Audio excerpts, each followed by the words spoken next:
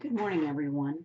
Today we are reading chapter 19 of Bud Not Buddy. It is an extremely long chapter. Well, not long, but it's pretty long. So what I've done is I've split it in half. And this is part A, starting on page 214. Man, ever since he heard me call my mama's name, Herman E. Calloway had locked himself up in his room and wouldn't come out. Mr. Jimmy and Miss Thomas made me sit at the kitchen table whilst they knocked on his door and tried to talk him into opening it up. But the way they kept saying Herman, soft at first, then louder and louder, sounded like he wasn't talking back. After the longest while, they decided to let the big baby have his own way and came back downstairs. They sat at the kitchen table with me. Miss Thomas looked at me and said, My. Mr. Jimmy said, Now look here, Bud. He wiped his hand over his face. You sure your mama's name was Angela Janet? I said, Yes, sir. And the two of you both had the same last name. Her last name was Caldwell, too. She never said nothing about being no Calloway. I spelt it out for him. No, sir. Her name was Caldwell. Caldwell. It seemed like he finally believed me, and he said, Okay. I hope you don't mind me asking, Bud, but it's pretty important that we know. How'd your mama pass, and how long ago was it? Pass was just like gone. It was another one of those words grown folks use instead of dead. I said, I was 6 years old when it happened, sir. I don't know why. She was too sick to go to work for 6 days in a row. Then one morning I went into her room and she was dead. She didn't suffer or nothing.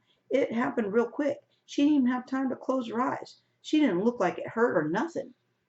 Miss Thomas reached across the table and touched my arm. She said, I'm sure it didn't, Bud. I'm sure it was very peaceful for her. Mr. Jimmy said, When she was living, Bud, God rest her soul, what'd your mama look like? This was another strange question, but before I could answer, Miss Thomas said, James, what are you insinuating? I knew there was something familiar about this boy. I don't know how I missed it before, but look at Bud's eyes. You have to ask if this is Herman's grandchild. Mr. Jimmy said, Now hold on, Grace. I'm just trying to ask the questions I know Herman asked if he could. Ain't a thing wrong with being certain before we jump to any conclusions. Now, what'd she look like, son? I said she was pretty, real pretty, sir. Mr. Jimmy said, I bet she was, Bud, but that ain't what I meant. Was she short or tall? Was she slim or big boned? I said, I don't know, sir. She was real pretty and real tall and kind of skinny like me, I guess. Miss Thomas said, James, Bud was 6 years old. Everyone on earth was real tall to him. I don't see the point in all this. I said, Pardon me, ma'am. I know how I can show you what she looks like. I still got her picture. They just stared at me. I said, Can I be excused? Miss Thomas said, Yes, son. Hurry up and go get that picture. I busted up the stairs, but stopped like I hit a brick wall. I remember how mad and crazy Herman E. Calloway looked when he yelled at me. I tippy-toed up the rest of the steps. Uh-oh. Herman E. Calloway's door was opened a crack. I held my breath and tiptoed extra quiet and extra fast right into the little dead girl's room, and as soon as I did, whoop, zoop, sloop, my heart jumped down into my stomach. Herman E. Calloway was sitting on the little chair in front of the little mirror on the dressing table. His elbows were on the table, and his face was covered by his hands. It sounded like he was having trouble breathing, because every time he sucked in a bunch of air, he made a sound like, and every time he blew air out, he sounded like, I didn't know what to do. I could tell Mr. C didn't know I was in the room with them, so I could probably just backward tiptoe and get out of there without anything happening. I rose up on my toes, took 2 baby steps back, and stopped. Shucks, I'd come up here to show Miss Thomas and Mr. Jimmy what my mama looked like. There wasn't nothing wrong with that. I wasn't doing nothing that meant I had to sneak out of this room on my tiptoes going backwards. I sucked in a mouthful of air and walked over to my bed. I picked up my sax case and set it on top of the bed. I pushed the 2 silver buttons to the side, and 2 silver tongues jumped open and made those loud click sounds. Herman E. Calloway still didn't take his face out of his hands. He kept going. I reached inside my sax case and took out the envelope with Mama's picture in it. I closed the 2 silver tongues again and could tell that Mr. C wasn't paying me no mind at all. He kept his face in his hands. His head was rocking up and down real slow, sort of like he was checking to see how much it weighed. I put my sax case back next to the bed and was about to leave the room when I looked over at Herman E. Calloway's back.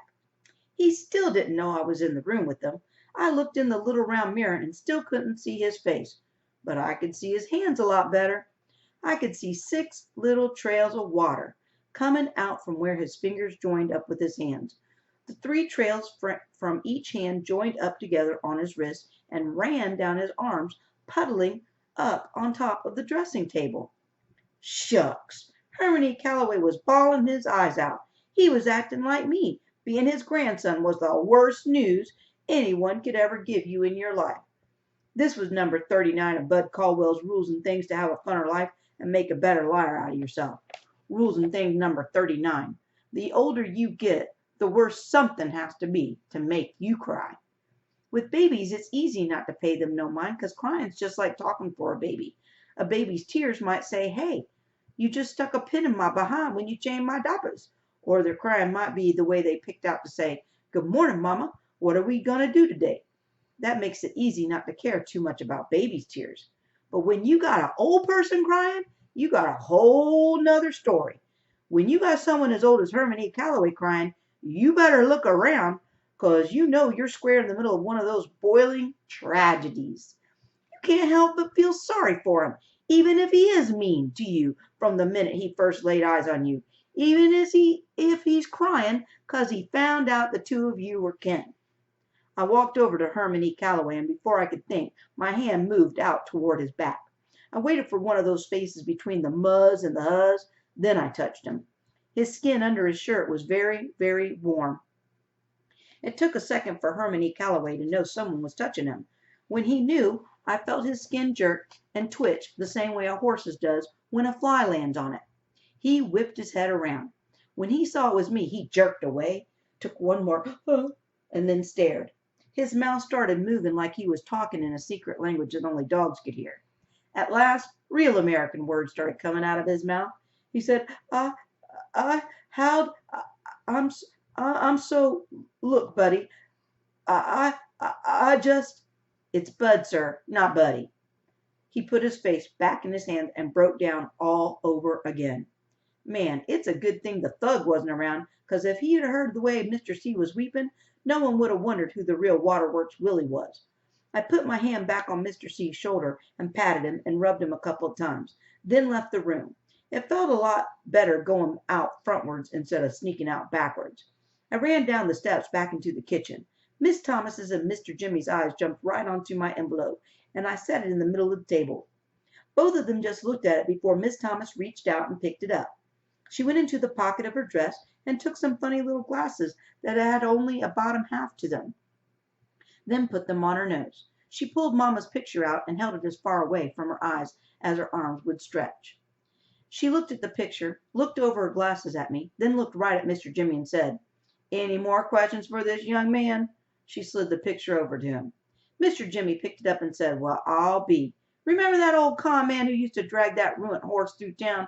Now, what was his name? Help me out here, Grace. Didn't he call his act Joey Pegas and the broke-back bronkin' bucko? Miss Thomas said, it was Joey Pegas and his broke-back bucking bronco, James. What else do you see in the picture? Mr. Jimmy said, that definitely is Angela Janet Calloway. He looked at me and said, you sure this is your mother? I said, yes, sir, but her name's Caldwell, not Calloway. I said, well, I'll just be. Miss Thomas butted in on him. There's little doubt about that, James, but what we've got to do. She kept on talking, but I quit listening because something just came out of the blue and gave me a good whop right on my forehead. Without even thinking about what I was doing, I butted in on Miss Thomas and said, that means that's not some little dead girl's room I'm sleeping in. That's my mama's room. She looked at me kind of surprised, like this was the first time she had had that thought too. She said, that's right, Bud. You're back in your mama's room. I said, how come Herman E. Calloway never called on me and my mother? All he'd had to do was call on us one time, and I'd know she wouldn't have been so sad. Miss Thomas and Mr. Jimmy took turns shooting quick looks at each other. Then she said, Bud, give me your hand. Uh-oh. Pretty soon I'd have to come up with the rules and things about when Miss Thomas holds your hand. She stretched her arm across the table and held onto her fingers. Bud, she said, Mr. C, excuse me, your granddad didn't know anything about you. No one knew where your mother had gone. Mr. Jimmy said, that's right, son. She just up and run off one day. I mean, we all knew Herman was hard on her, but it wasn't like it was nothing personal. He was hard on everybody. I used to tell him all the time to slack off some on the girl, to go easy, but I can remember his exact words. He said, "Easy go, don't make the mayor run. This is a hard world, especially for a Negro woman. There's 100 million folks out there of every shade and hue, both male and female, who are just dying to be harder on her than I ever could be. She's got to be ready." Shoot, I could see that girl wasn't the type to. Miss Thomas said, "James, why don't you go up and check on Herman?" And she said, "Why don't you?" But it wasn't a question. Mr. Jimmy said, okay, maybe I should," and left the kitchen. Miss Thomas told me, "Bud, I know you can see your granddad has troubles getting along with most folks, right?" "Yes, ma'am. I think it's because he expects so much out of everybody, including himself. And when you set your standard so high, you get let down a lot." I shook my head up and down, acting like I understood. She said, "Now take your mother, for instance. He was so proud of that young woman that he loved her very, very much. He was determined that she was going to be the first Callaway to get schooling all the way through college, so he thought he had to be strict on her. But he went overboard. Bud, simple as that. He used to crow about how his mother and father had been born slaves, and how now it was only 2 generations later, and the Callaways had come so far, worked so hard, that one of them was actually going to be a teacher. It was his dream, not hers, not yet anyway. And he never gave her time to pick it for herself. The more he pushed, the more she fought him. Finally, it got to be too much, and she left. We think she ran off with one of Herman's drummers. We've been hoping for 11 years that she'd send word or come home, and she finally has.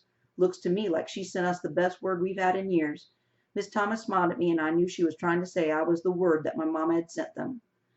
She said, "Wait here for 1 second, Precious. I've got to go to my room for something." Miss Thomas was probably saying that as an excuse so she could blow her nose and cry, but she came back in a flash. She was holding an iron picture frame and handed it to me. "This has been on my dressing table for 13 years, Bud, ever since your mama was 16 years old. Now it belongs to you." I wanted to say thank you, but I just stared at the picture in the heavy iron frame. It was Mama. The picture only showed her head. All around the edges it was smoky and foggy, so it looked like Mama poked her head out of a cloud. And Mama was smiling, the same soft smile she'd give me when she got home from work. It'd been so long since I'd seen Mama smile that I wanted to laugh and cry at the same time. All right, part 2 tomorrow.